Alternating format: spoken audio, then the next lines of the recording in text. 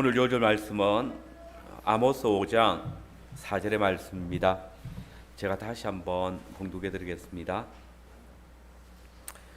여호와께서 이스라엘 족속에게 이와 같이 말씀하시기를 너희는 나를 찾으라 그리하면 살리라.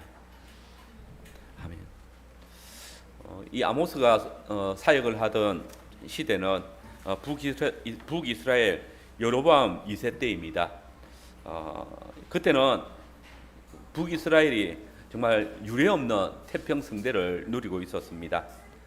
이스라엘의 오랜 대적이었던 아람이 완전히 진멸되었고, 또 요나서와 열왕기하 14장 25절 말씀을 통해서 보면 당대 초강대국이었던 아수르에게 빼앗겼던 국토를 회복하는 그런 시기였습니다. 국방이 안정되니까 산업도 덩달아 번성했습니다. 돈을 많이 버니까 어떤 사람들은 겨울 별장과 여름 별장을 따로 가지고 있었습니다. 또 3장 15절 말씀에 보면 이 별장들은 상아로 지었습니다. 코끼리 상아로 지었고, 6장 4절에 의하면 침대도 상아로 만들어서 지내는 그런 그야말로 초호합한 그런 별장이었습니다. 이들의 부유함은 그들의 제사에도 영향을 미쳤습니다.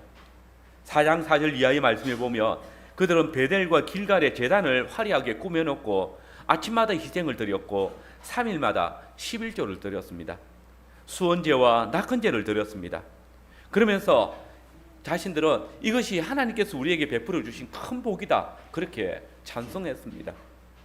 그런데 이런 시대에 한 선지자가 나타나서 심판의 메시지를 외치기 시작했습니다. 하나님의 은혜를, 하나님께서 베푸시는 복들을 감사하며 또 하나님께 온전한 예배를 드리고 있는 그들에게 하나님께서 어떤 말씀을 전하셨을까요? 그는 이사야같이 궁정에서 사역하는 그런 유명한 사람이 아니었습니다. 예레미야처럼 제사장 출신도 아닙니다. 스바냐처럼 왕족 출신도 아니었습니다. 그렇다고 그가 북이스라엘 사람도 아닙니다. 그는 드보아라는 남유다의 아주 작은 마을에서 뽕나무를 재배하는 농군에 불과했습니다. 그런데 그런 사람이 하나님의 선지자가 되어서 지금 하나님의 은혜와 그 복들을 인하여서 번성하고 있는, 또 강대국이 되어져 가고 있는 북이스라엘에게 나타나서 하나님의 심판을 선포하기 시작한 겁니다. 마치 북이스라엘의 선지자 요나가 니느웨를 향하여서 하나님의 심판을 선포한 것처럼 남유다의 선지자 아모스가 북이스라엘의 선지자로 부르심을 받아서 지금 북이스라엘에 대하여서 하나님의 심판을 선포하고 있는 것입니다. 하나님께서는 이 아모스를 통하여서 북이스라엘을 향한 하나님의 임박한 심판을 경고하시면서 더불어 주님을 찾을 때에 구원하실 것을 약속하고 계십니다. 오늘 저는 함께 읽은 이 본문들을 통하여서 야훼 하나님은 당신을 찾아 나오는 자를 살리신다라는 주제로 말씀을 전하겠습니다. 우리 먼저 이스라엘이 하나님을 떠났다는 말이 무엇을 의미하는지 기억을 해야 됩니다. 하나님께서는 너희는 나를 찾아라 그리하면 살리라 라고 말씀하십니다. 이 말씀은 이스라엘이 하나님을 떠났다는 말입니다. 그리고 이 말은 이스라엘이 하나님의 말씀을 떠나서 심각한 죄에 빠져 있다는 말이기도 합니다. 이제 그 죄악을 회개하고 다시 하나님의 말씀으로 돌아오라는 하나님의 간곡한 외침입니다. 그러면 여러분, 지금 북이스라엘이 범하는 죄악이 무엇입니까? 우리는 이것을 함께 읽었던 아모스 2장 4절에서 8절의 말씀을 통해서 알 수 있습니다. 물론 북이스라엘의 죄악을 지적하는데 4절 5절에 보면 유다의 죄를 덤태기 씌우는 것처럼 나옵니다. 그러나 이 유다의 죄악은 북이스라엘의 길을 따라가는 것입니다. 이미 북이스라엘이 이 죄악을 넘어서 있기 때문에 이 남유다의 죄악을 드러내시면서 북이스라엘을 책망하고 있는 것입니다. 그래서 에베소서 아모스서를 보면 뒤에 이 북이스라엘을 언니라고 이야기하고 그리고 남유다를 누이라고 이야기하는 것을 볼 수 있는 것입니다. 하나님께서는 먼저 유다의 죄악을 지적합니다. 유다의 서너 가지 죄로 말미암아 내가 그 벌을 돌이키지 아니하리니 이는 그들이 여호와의 율법을 멸시하며 그 율법을 지키지 아니하고 그의 조상들이 따라가던 거짓 것에 미혹되었습니다. 남유다의 죄를 이미 북이스라엘이 앞서갔다면 이 북이스라엘이 범한 죄악이 무엇일까요? 먼저 거짓 것에 미혹되었다라고 그렇게 말씀하고 계십니다. 왜 거짓 것에 미혹되었습니까? 그들이 야훼의 율법과 규례를 떠났기 때문이다라고 말씀하십니다. 그런데 여기 이 본문에 이 거짓 것이 뭘까요? 여러분, 성경에 각주가 있으신 분 한번 보십시오. 거기 보면 뭐라고 해놨습니까? 각주에 우상입니다. 야훼 하나님을 섬기는 일에 있어서 하나님 아닌 것을 하나님인 것처럼 섬겼다는 겁니다. 하나님을 섬기는데 거짓 것을 섬겼다는 말입니다. 두 번째 계명을 범한 것입니다. 이것이 유다의 죄입니다. 우상 숭배입니다. 한마디로 그들이 하나님의 말씀을 무시했다는 말입니다. 하나님께서 주신 언약을 준수하지 않았다는 말 아닙니까? 야훼 하나님에 대한 참된 예배를 버리고 하나님의 가르침을 버렸다는 말 아닙니까? 그래서 하나님의 형상을 만들어서 그것을 마치 하나님을 예배하는 것인 양 했다는 것입니다. 이게 앞에서 말씀드렸던 북이스라엘이 베델과 길갈에 하나님을 예배한다는 명목으로 제단을 화려하게 꾸며놓고 많은 제물을 드리고 있는 그 죄악입니다. 여러분 생각해 보십시오. 하나님의 백성이 하나님의 율법, 하나님의 말씀, 하나님의 명령을 무시하고 아무리 좋은 의도를 가지고 하나님을 예배한다 할지라도 그게 무슨 의미가 있습니까? 여러분, 하나님의 말씀을 떠난 예배, 이게 가벼운 것이 아닙니다. 하나님을 금수와 버러지 형상으로 만들어 놓는 게 하나님을 예배하는 것입니까? 이는 하나님과 더불어 우상을 섬기는 죄악입니다. 하나님의 율법을 멸시하는 것, 하나님의 율법을 지키지 않는 것, 우상에 미혹되는, 그래서 보이지 않는 하나님을 만들어 놓고 섬기는 것, 이는 하나님을 멸시하는 죄악입니다. 그들에게 종교적인 행위와 의식이 있었습니다. 하나님에 대한 희생 제사가 사라진 적이 없습니다. 하나님의 언약의 표징인 할례도 여전히 남아 있습니다.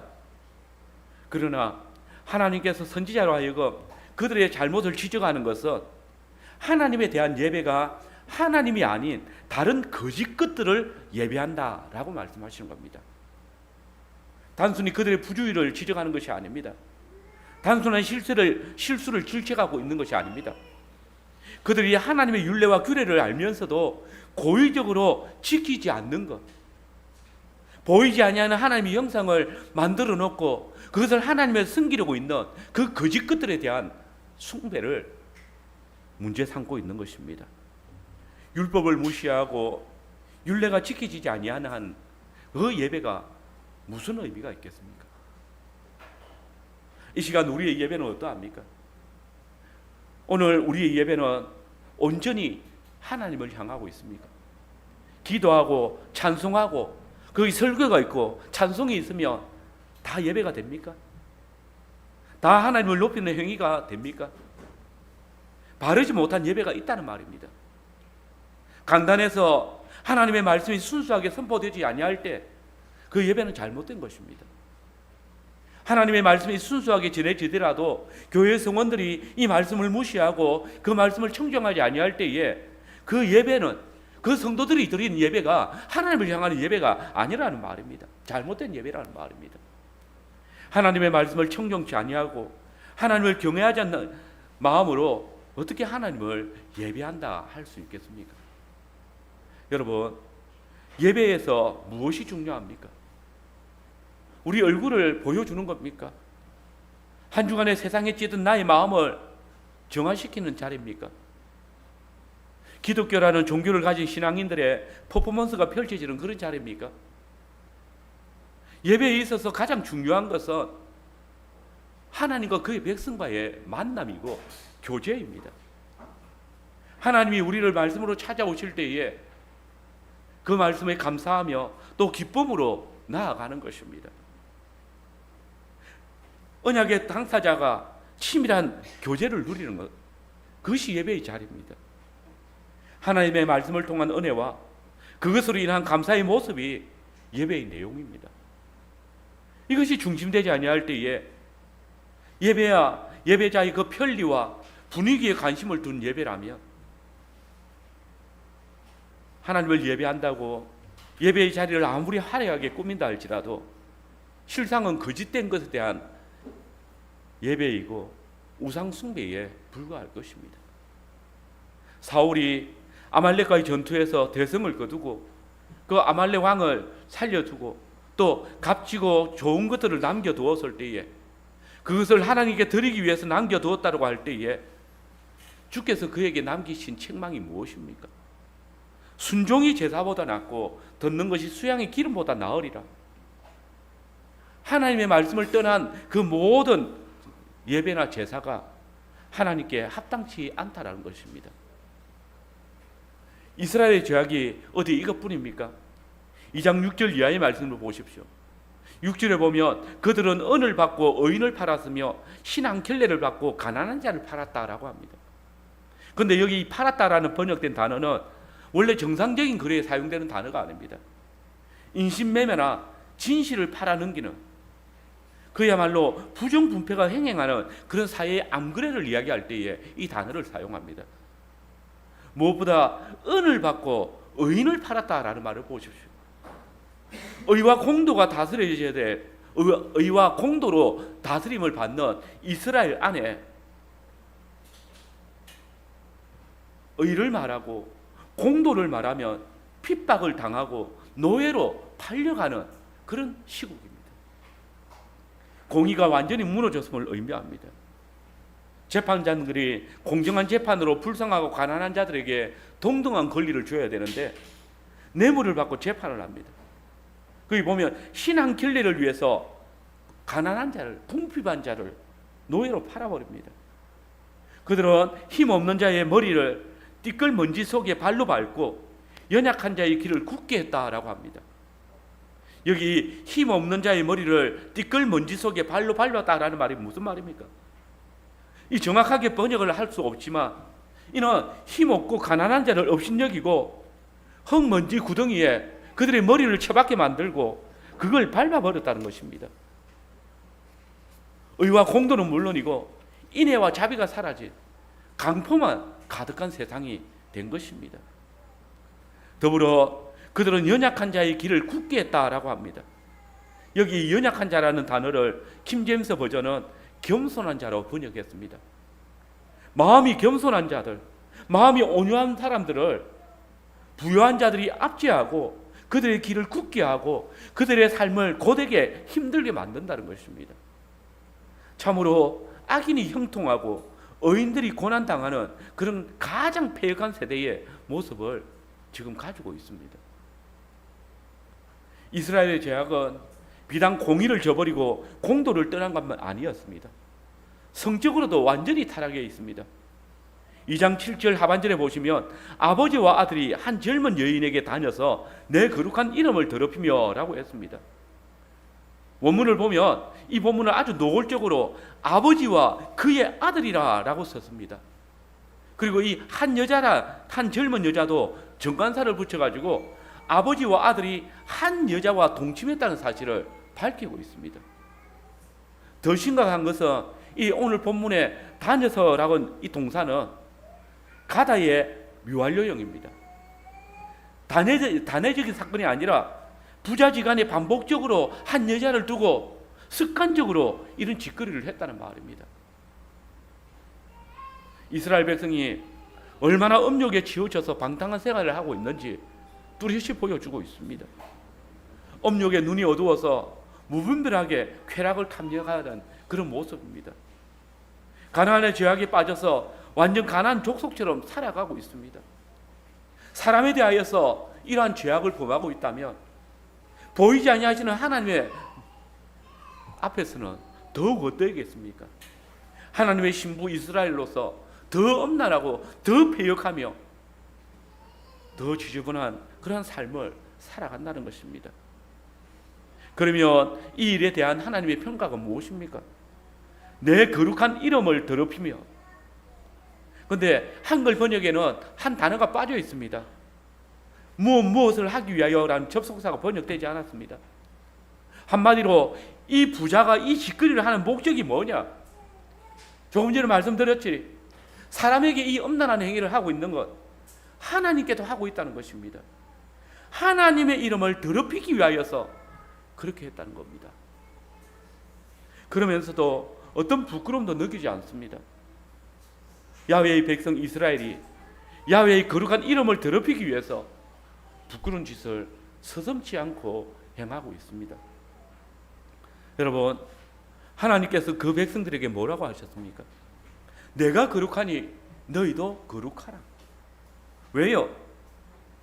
너희가 거룩한 하나님의 백성이기 때문에. 고마워. 이는 새 이스라엘 백성 된 우리에게도 마찬가지입니다. 그분은 우리의 하나님이시기 때문입니다. 오늘 하나님의 언약 백성으로서 우리의 행실과 우리의 마음이 더럽혀질 때에 이는 우리가 하나님의 이름을 더럽히는 결과를 낳는 것입니다. 아니, 자신이 하나님의 백성임을 알면서도, 그렇게 고백하면서도 패역함과 엄란함과 강포가 죄악임을 알면서도 행하고 있다면 그 사람은 하나님의 이름을 고의로 더럽히기 위하여서 그 짓을 하고 있다는 것이 분명합니다. 여러분, 우리의 삶이 하나님의 말씀을 떠나고 하나님의 말씀을 멸시하며 살아갈 때에, 그때의 우리의 삶은 우리를 욕되게 할 뿐만 아니라 바로 하나님의 이름을 욕되게 하는 것입니다. 우리의 삶과 하나님의 거룩한 이름이 직결되어져 있습니다. 우리 주 예수 그리스도로 말미암아 우리가 하나님의 자녀가 되어졌기 때문에, 우리가 하나님의 독생하신 아들 우리 주 예수 그리스도의 이름, 그리스도의 이름을 가졌기 때문입니다. 우리가 하나님의 자녀로서 경건치 못하고 부정한 생활을 한다면 하나님의 거룩한 이름이 손상을 당하는 것입니다. 교회가 부정하고 순수하지 못할 때 하나님의 거룩한 이름이 더럽혀지게 됩니다. 이와 같이 생각에 이를 때에 그리스도의 이름으로 회집하는 이 모임 안에서 우리의 책임이 얼마나 중요한지를 알게 될 것입니다. 저와 여러분의 태도와 우리의 마음가짐이 하나님의 이름의 거룩성에 달려 있다는 것입니다. 또한 8절에 보면 모든 제단 옆에서 전당 잡은 옷 위에 누우며 그들의 신전에서 벌금으로 얻은 포도주를 마심이라 라고 말합니다. 이스라엘의 종교 지도자들의 사치와 탐심을 질책하는 말씀입니다. 이들은 백성들에게 저당 잡은 빼앗은 옷 외투를 취하여서 제단 옆에 그것을 깔고 그 위에 누웠다고 합니다. 여러분, 율법은 뭐라고 합니까? 전당 잡은 옷은 해가 지기 전에 돌려주어야 합니다. 왜요? 가난한 사람들에게 그것이 추위를 막는 유일한 방편이고 또 잠을 잘 때에 덮어야 될 이불이기 때문입니다. 그런데 재판장인 제사장들이 이 궁핍한 자들의 전당 잡은 옷 위에 누웠다라고 합니다. 누웠다는 말은 해가 지고 나서 그것을 돌려주지 않았다는 말입니다. 그걸 자신들의 제단에 누울 때에 깔개로 사용했다는 말입니다. 백성들을 돌보고 지켜야 할 자들이 자비도 인애도 없다는 것입니다. 백성들의 헐벗음과 추위에는 관심을 가지지 않는다는 것입니다. 또 그들의 신전에서 벌금으로 얻은 포도주를 마신다는 말이 뭡니까? 이들 제사장들이 하나님을 향한 열심보다 자기 사욕과 탐심을 위한 마음뿐이다는 것입니다. 그들의 모든 악행은 백성들로 하여금 하나님을 떠나게 만들고 하나님의 이름을 욕되게 합니다. 자기의 이익과 만족을 위하여서 재판을 어그러뜨리고 약한 자들을 그것을 탈취하며 또한 자기 배를 불리는데 급급한 이들 제사장들의 모습이 결국 이스라엘 전체의 모습이 되어진 것입니다. 그러므로 야훼 하나님께서 그들에게 뭐라고 합니까? 그들의 신전에서 마신다라고 하십니다. 그들은 분명히 하나님의 뜻대로 재판하고 하나님 앞에서 먹고 마시고 하나님 앞에서 제사한다고 주장하지만 하나님께서는 너희가 지금 너희 신 앞에서 그들의 신전에서 죄악된 삶을 살고 있다라고 꼬집으십니다. 직분자 여러분, 오늘 한국 교회가 왜 이토록 불신 세계로부터 인정을 받지 못하고 왜 교회 목사가 또 장로가 우리 사회에서 신뢰를 받지 못하고 있겠습니까? 오늘 우리의 모습들을 돌아봅시다. 진정 내 생활이 하나님의 말씀을 그대로 이루고 있는지, 우리를 본으로 바라보고 있는 성도들 앞에서 참된 모범을 가지고 있는지, 하나님의 교회를 봉사하고 책임진 직분자가 성도의 생명을 맡고 있는 직분자들이 본이 되지 못하고 덕을 끼치지 못할 때 한국 교회는 더 많은 영혼들을 잃게 될 것입니다. 교회가 정령 자라기를 원하고 또 굳게 서기를 바란다면 오늘 한국 교회의 직분자들이 자신의 소견을 버리고 탐심을 제하여 버리고 하나님의 말씀 앞에 바로 서야 할 것입니다. 두 번째로 야훼 하나님을 찾아야 되는 이스라엘입니다. 좀 길었지만은 이 첫 번째 대지에 나온 것이 아모스가 선지자로 부르심을 받았던 북이스라엘의 시대적인 모습입니다. 이런 역사적인 배경에서 오늘 본문인 아모스 5장의 말씀이 주어지고 있습니다. 오늘 본문에서 하나님께서는 죄악의 어두운 속에 있는 이스라엘 백성들에게 뭐라고 합니까? 너희는 나를 찾아라, 그리하면 살리라 하십니다. 이는 죄인에게 회개를 촉구하는 말씀입니다. 하나님께서는 지금 하나님 앞에서 불의하고 탐욕스럽고 불길한 자기 백성들에게 회개를 촉구하고 계십니다. 그들이 죄에서 떠나 다시 당신께 나올 때에 그들의 그 형벌에서 구원해 주실 것이라고 그렇게 약속하고 계십니다. 누구든지 하나님을 참 마음으로 찾으며 또 하나님께서는 그들을 결단코 실망시키지 않으시고 당신의 품으로 안으실 것을 약속하고 계십니다. 하나님을 찾을 때 하나님께서 새로운 생명을 주신다는 것입니다. 그러나 또한 이스라엘은 죄인을 다시 부르시는 이 하나님의 은혜로운 부르심 안에서 하나님의 심판의 메시지도 함께 들어야 됩니다. 곧 그 백성이 하나님을 찾지 아니하고 자신들의 죄악에서 여전히 돌이키지 아니한다면 하나님을 찾으라, 그리하면 살리라. 그러나 찾지 않는다면, 돌아오지 않는다면 심판을 피하지 못할 것이라는 것입니다. 실로 2장에서 살펴본 것처럼 그들의 죄악은 하나님의 심판을 촉발하기에 전혀 부족함이 없었습니다. 그러나 4장을 보십시오.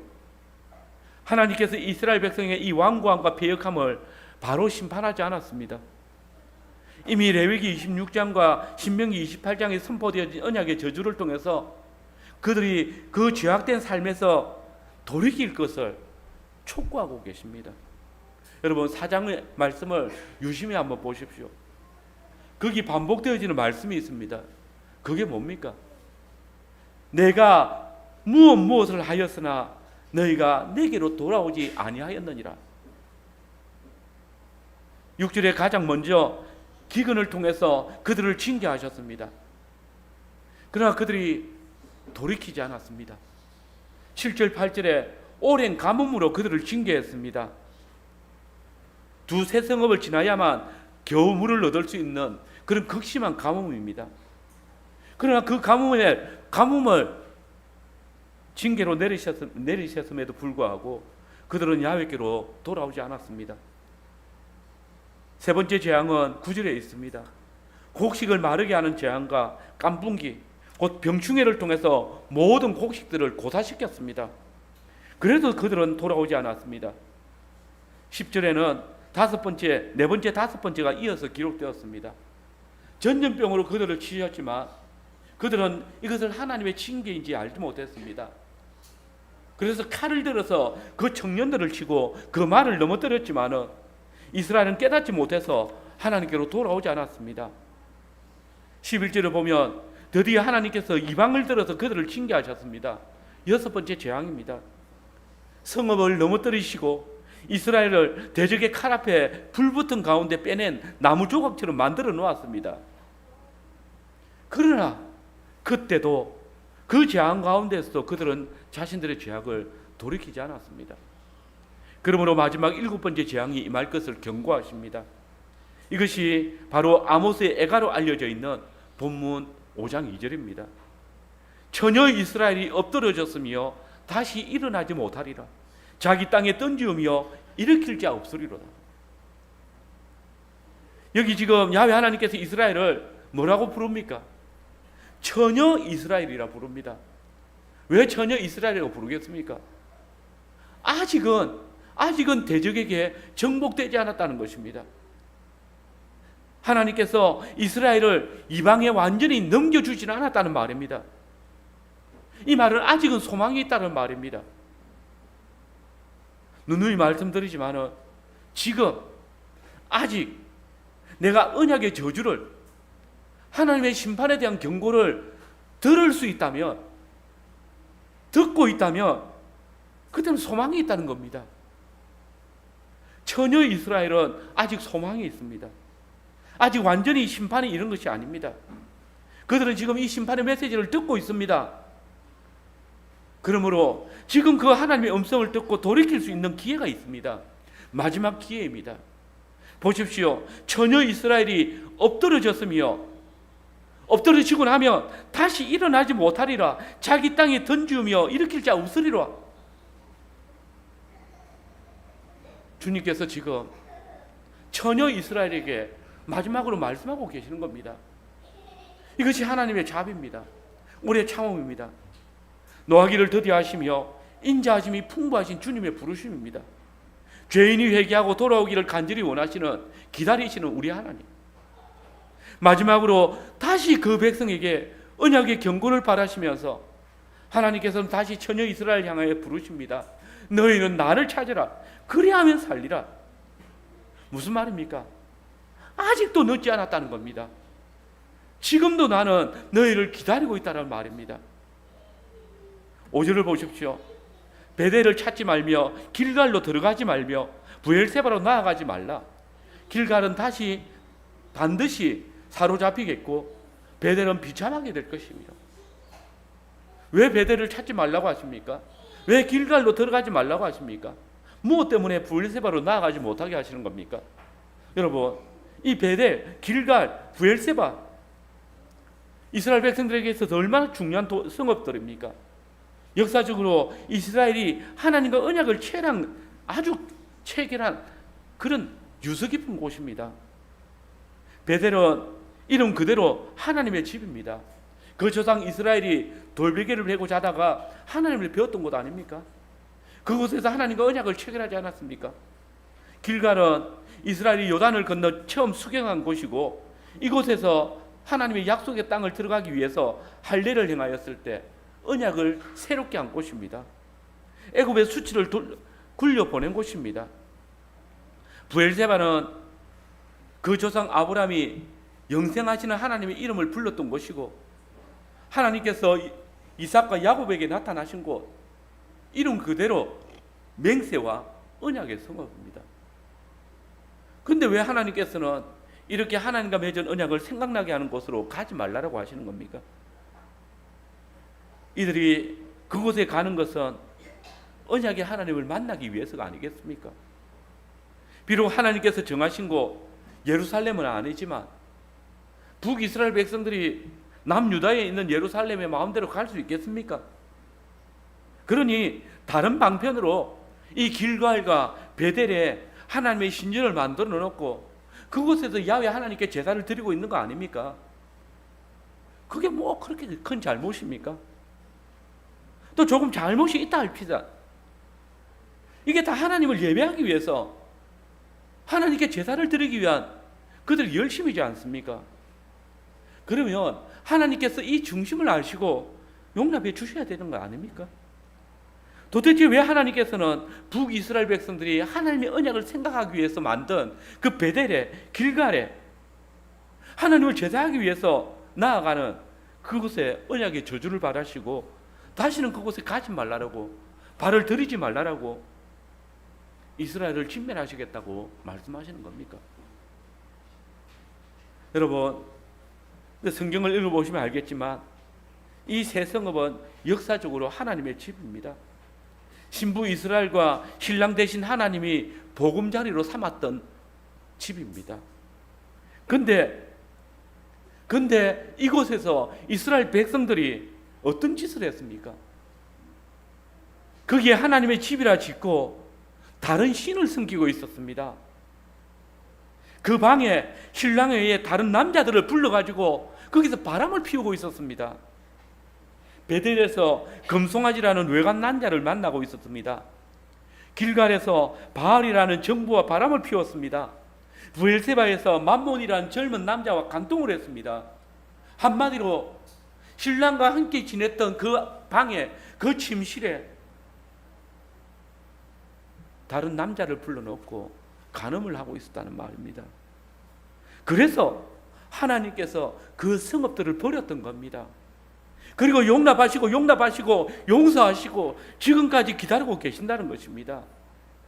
그리고 오직 한 집을 지정하셔서 그곳에서 다시 부부 생활을 시작하셨다는 말입니다. 그것이 어디입니까? 예루살렘입니다. 야훼 하나님께서는 예루살렘에서 신부 이스라엘과 살기를 원하셨습니다. 만나기를 원하셨습니다. 거기에 하나님의 영광이 임재하는 한 처소를 만드시고 자기 신부 이스라엘을 만나시기를 원하셨습니다. 그러나 그때 신부 이스라엘은 어떻게 했습니까? 다시 예루살렘을 떠나갔습니다. 이전에 만났던 베델에 길갈의 남자를 잊지 못해서 계속 그곳으로 가는 겁니다. 이것이 동일한 시대에 선포되어지는 이 호세아의 내용인 것입니다. 호세아의 엄청난 아내 고멜의 행적이고 하나님의 신부 이스라엘의 행적인 것입니다. 여러분, 종종 사람들은 자신이 주일에 나오는 것으로 하나님께 예배를 드렸다라고 생각합니다. 때때로 사람들은 어떤 교회에서 어떤 형태로든지 예배를 드리면 무소부지하신 하나님께서 받으실 것이라고 생각합니다. 그러나 여러분, 그렇지 않습니다. 분명 길갈에도 하나님이 계시고 베델에도 하나님이 역사하시지만 바로 그 하나님께서는 말씀하시기를 오직 나 있는 곳 예루살렘 성전에 당신께 나오라고 명하십니다. 길갈도 하나님과 언약을 체결했던 중요한 곳이고 베델도 그 조상 야곱이 하나님과 언약을 맺은 아주 거룩한 곳입니다. 그러나 이제 그것은 우상 숭배가 가득한 곳이 되었습니다. 더 이상 거룩한 곳이 아니고 더 이상 하나님이 거하시는 처소가 아닙니다. 하나님께서는 오직 한 길, 곧 율법이 흘러나오며 주의 말씀이 퍼져나오는 시온성, 곧 예루살렘 성전을 통하여서 그 백성을 만나 주십니다. 그렇기 때문에 하나님께서는 베델을 찾지 말고 길갈로 들어가지 말고 브엘세바로 나가지 말라라고, 다시는 그곳에 가지 말라라고 명하시는 것입니다. 길갈은 사로잡힐 것이고 베델은 불로 허무하게 될 것입니다. 아무도 그들을 풀어줄 자가 없을 것이고 그 불을 끌 자가 없을 것입니다. 이스라엘이 계속해서 길갈로 베델로 가는 것은 스스로 자기 생명을 위협하는 것입니다. 그러나 주님께서는 길을 보여주셨습니다. 너희는 나를 찾아라. 내가 정한 길로 나오라는 것입니다. 하나님의 말씀으로 나오라는 것입니다. 말씀이 있는 하나님의 율법이 흘러나오는 성전으로 나오라는 것입니다. 그러면 살 것이라고 약속하십니다. 이 말씀은 오늘 신약교회도 마찬가지입니다. 하나님께서는 오직 성전을 통해서만 그 백성을 만나 주십니다. 그러면 오늘 성전이 어디입니까? 우리가 성전입니다. 예수 그리스도를 믿고 그 말씀을 따라 살아가는 우리가 곧 성령에 거하시는 전입니다. 오직 참 성전이신 그리스도께 붙은 자만이, 그리스도의 터 위에 세우심을 받은 자만이, 사도들과 선지자들의 터 위에 세워진 교회만이 하나님의 성전입니다. 그러므로 바울은 오늘 고린도후서 6장 14절 이하에서 아모스와 똑같은 의미로 이렇게 말하고 있습니다. 너희는 믿지 않은 자와 멍에를 매지 말라. 의와 불법이 어찌 함께하며 빛과 어둠이 어찌 사귀며 그리스도와 벨리알이 어찌 조화되며 믿는 자와 믿지 않는 자가 어찌 상관하며 하나님의 성전과 우상이 어찌 일치가 되리요. 우리는 살아계신 하나님의 성전이라. 이와 같이 하나님께서 이르시되 내가 그들 가운데 거하며 두루 행하여 나는 그들의 하나님이 되고 그들은 나의 백성이 되리라. 베들을 통하여서 하나님께 나아갈 수 없었던 것처럼, 길갈이 하나님의 성전이 될 수 없는 것처럼, 불법이 가득한 것으로 하나님께 나아갈 수 없고, 벨리알, 곧 하나님의 대적이 주장하는 자리에 참된 예배가 있을 수 없다는 것입니다. 하나님 아닌 다른 것, 곧 우상에게 나아가는 것이 하나님께 나아가는 길이 아니라는 것입니다. 여러분, 우리가 하나님께 나아갈 수 있는 것은, 하나님과 동행할 수 있는 것은 우리가 하나님의 성전이기 때문입니다. 길갈로 나아가지 마시기 바랍니다. 베델을 통해서 하나님을 만날 수 있다고 착각하지 마십시오. 오직 사도와 선지자들의 터 위에 말씀이 육신이 되신 우리 주 예수 그리스도 안에서만 하나님을 만날 수 있고 하나님께 나아갈 수 있습니다. 이스라엘이 사는 길은 너희가 나 야훼를 찾는 길뿐이라고 분명하게 말씀하십니다. 주의 말씀을 따라 하나님께 나아갈 뿐입니다. 예루살렘에서 흘러나오는 하나님의 말씀을 듣고 베델로 가지 아니하고 길갈로 가지 아니하면 야야의 하나님께로 나아갈 때에 그들이 살 것입니다. 오늘 여러분 여전히 하나님을 예배하는 이 자리에 나왔지만은 이 자리가 길갈과 베델은 아닙니까? 하나님을 만나러 나온 것이 아니라, 하나님을 찾는 것이 아니라 세상에서의 성공과 번성을 위해서 나온 것은 아닙니까? 정녕 우리의 중심은 하나님의 말씀을 향하고 있습니까? 우리의 삶이 하나님의 말씀을 따라 살아가고 있습니까? 정녕 하나님을 찾는 것이 나의 유일한 생명의 기름을 믿고 있습니까? 하나님의 약속을 믿음으로 그 약속에 믿음의 소망을 두고 살아가고 있습니까? 속으로는 나의 학력이 내 재산이라고, 나의 재능이, 나의 재물이, 나의 사업이, 나의 자녀가 나의 생명이라고 말하고 있지는 않습니까? 여러분의 학업을, 여러분의 가정을, 여러분의 사업을, 여러분의 재물을, 여러분의 장래를 하나님께 맡긴 적은 있습니까? 입으로는 하나님을 예배한다고, 하나님을 의뢰한다고 말하지만은 과연 나의 삶이 사도와 선지자들의 터 위에, 하나님의 말씀의 터 위에 서 있는지 보아야 합니다. 여러분을 향한 하나님의 언약의 징계가 지금 어디까지 미치고 있는지 돌아보십시오. 하나님께서는 이스라엘 백성이 당신께로 돌아오지 아니할 때에 답답함을 느끼셨지만 오늘 하나님을 의뢰하지 않는 당신의 자녀들을, 그 택한 백성들을 보며 안타까워 하실 것입니다. 여러분, 우리의 중심을 보시는 하나님께서는 우리에게 더 이상 베델로, 길갈로 가지 말라고 하십니다. 브엘세바로 나가지 말라고 하십니다. 당신을 찾으라고 하십니다. 당신의 말씀으로 나오라고 하십니다. 그곳에 생명이 있습니다.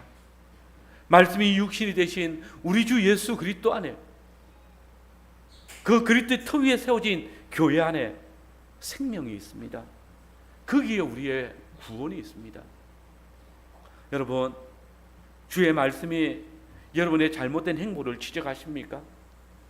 우리의 게으름과 나태를 꾸짖으십니까? 주의 말씀이 여러분의 불신앙을 덜추내십니까? 근데 말입니다. 그럼에도 예배의 자리에서 주의 말씀이 여러분의 귀에 들려진다면 그때는 아직 소망이 있습니다. 주의 말씀을 들으며 마음속에 죄책감이 일어나며 그 길에서 돌이킬 마음이 있습니까? 그렇다면 참으로 복되고 감사한 일입니다. 그것은 아직 여러분에게 생명이 있다는 의미입니다. 우리의 죄악을 지적하고 회개를 촉구하는 것은 우리가 아직 버림을 받지 않았다는 것을 의미합니다. 주의 말씀이 내 마음을 찌를 그때에, 말씀으로 인해서 재촉이 느껴질 바로 그 순간 주님께 나오십시오. 바로 이 순간이 은혜의 때이고 지금이 구원의 날입니다. 과연 그렇습니다. 우리 하나님은 오래 참으시는 분이시며 징계를 더디하시는 분이십니다. 죄악이 우리 안에 관영할 때까지 길이 참으시는 분이십니다. 더불어 끊임없이 말씀으로 찾아오셔서 우리로 죄악된 길에서 돌이켜 당신께로 돌아오기를, 생명 주시기를 기뻐하시는 분이십니다. 여러분, 생명의 원리는 간단합니다. 주의 말씀을 들을 기가 있을 때 야훼 하나님을 찾는 것입니다.